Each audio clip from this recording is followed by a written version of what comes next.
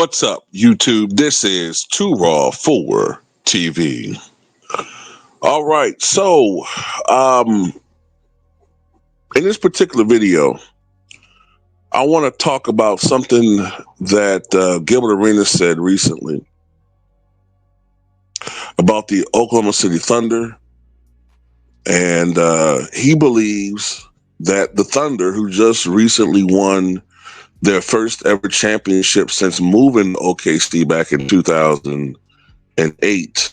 Of course, they won a championship in Seattle back when they were the Sonics in 1979. But he believes that in 10 years, nobody's going to even remember. No one's going to even remember this Thunder championship run, right? And he brought up examples of the Raptors back in 2019, and he brought up the Bucks back in 2021, right? Because we've seen a long period of parity. Now, to be fair, I think it's a little bit unfair with the Raptors situation because they were in a very they were in a very unfortunate position.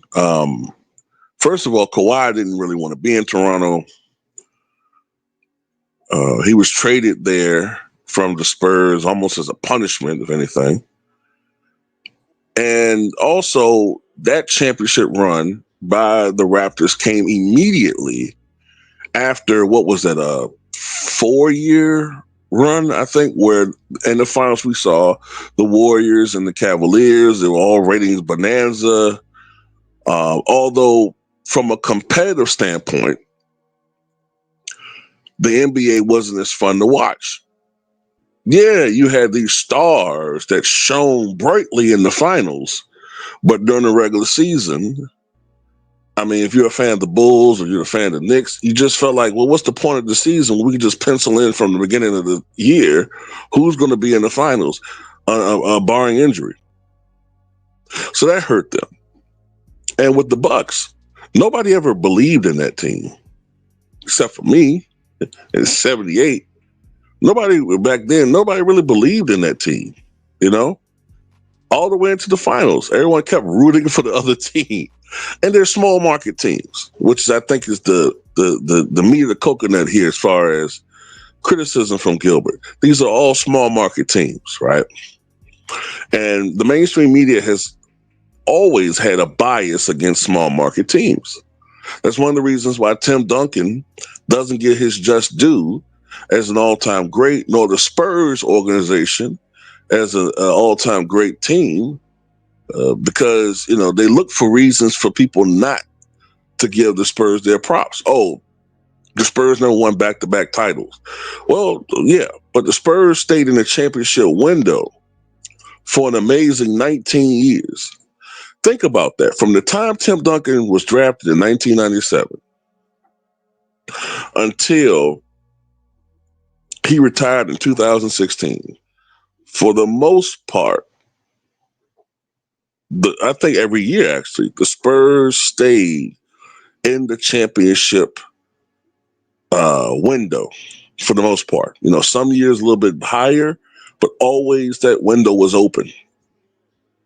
An unprecedented run of success. So I go back to the Thunder. Gilbert Arenas' criticism has some merit here, okay? Although I do think that the mainstream sports media shit on small market teams too much. I get it. You know, it's a business. You want eyeballs on the product, and people aren't watching the Sacramento Kings at the same level, or do they draw the same interest or revenue as the Lakers or the Knicks? I get that, right?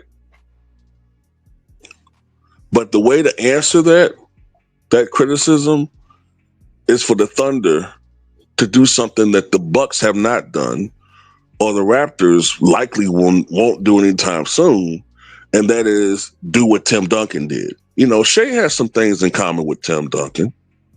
They don't play the same position, but they both are kind of stoic in their demeanor, right? Not the most electrifying as far as their personalities. Shea kind of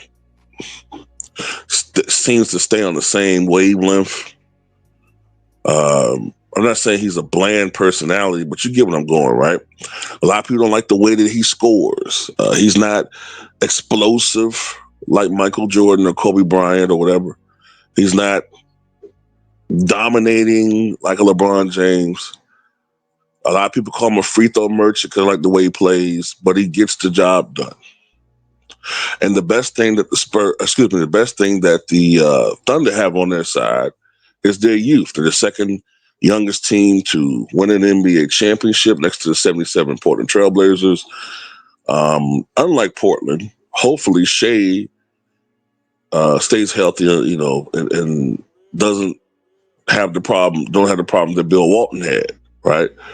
But if they stay healthy and they keep their edge, which is more difficult to do than ever before in today's NBA, then they will be relevant.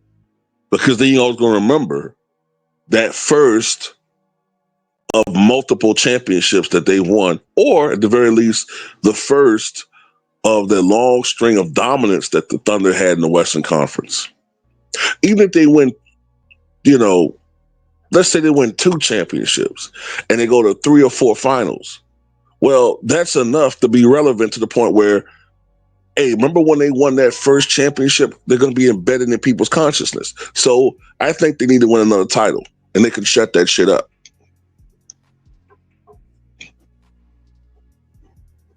And you can't just, you know, say that about the Thunder, because I've noticed people.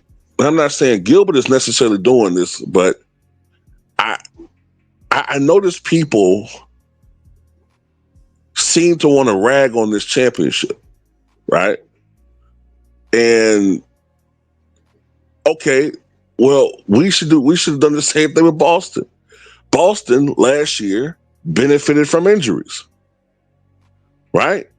Every team they played in the playoffs had a significant person who suffered from injuries.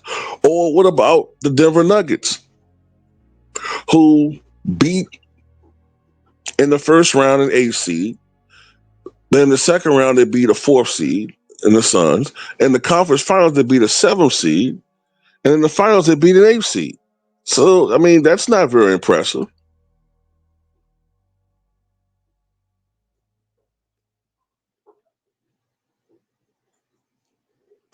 And, you know, hell, since the Warriors went back to back in 2018, we've had nothing but new champions every year, whether it's the Raptors in 2019, the Lakers with the Mickey Mouse bubble title nobody fucking respects, the Bucks the next year, the Warriors, their last hurrah, then the Nuggets, then the Celtics, and now the Thunder. Someone has to break that this pattern of a new title holder. Someone has to break it. And if anybody can break it, it has to be the Thunder. The future is bright for the Thunder. Multiple first-round draft picks over the next 5 years.